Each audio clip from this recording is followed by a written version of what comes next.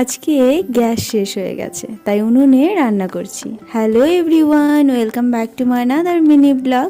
হ্যাঁ, তবে গ্যাস আসবে আজকে, বিকেল পড়ে যাবে। ততক্ষণ তো আর ওয়েট করে থাকা যাবে না, রান্না বান্না করতে হবে। তার উপরে মার মেডিসিন খাবার আছে, তো সেই জন্য সকাল সকাল রান্না করছি।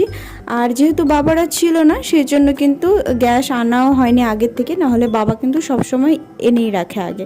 তা যাই হোক, এখানে আমি উনুনে করছি, বেশ ভালোই লাগছে, খারাপ লাগছে না। আর উনুনে রান্না করার অভ্যেস তো আছেই, তো অসুবিধে হয় না। আর এদিকে রান্না করে তাড়াতাড়ি দেখো মাকে স্নান করিয়ে দিচ্ছি, কারণ ওইখানে তো মা ঠিকঠাকভাবে স্নান করতে পারেনি। আর অপারেশনে কাটাটা অনেকটা ছিল, তাই জন্য জলে ভেজানোও যেত না।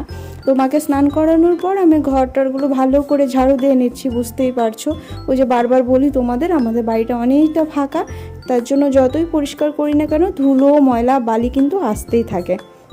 তো যাই হোক, এই যে দেখো সব কাজ করেই নিয়েছি প্রায়। এখন শুধু জামা কাপড় ধোবার পালা।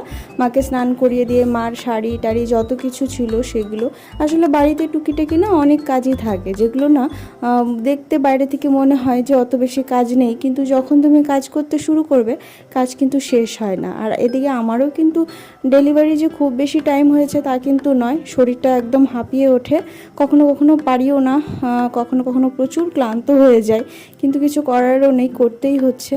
কারণ মার এত বড় একটা অপারেশন হয়েছে, তো সেই ক্ষেত্রে তো মা এখন কিছু করতেই পারবে না।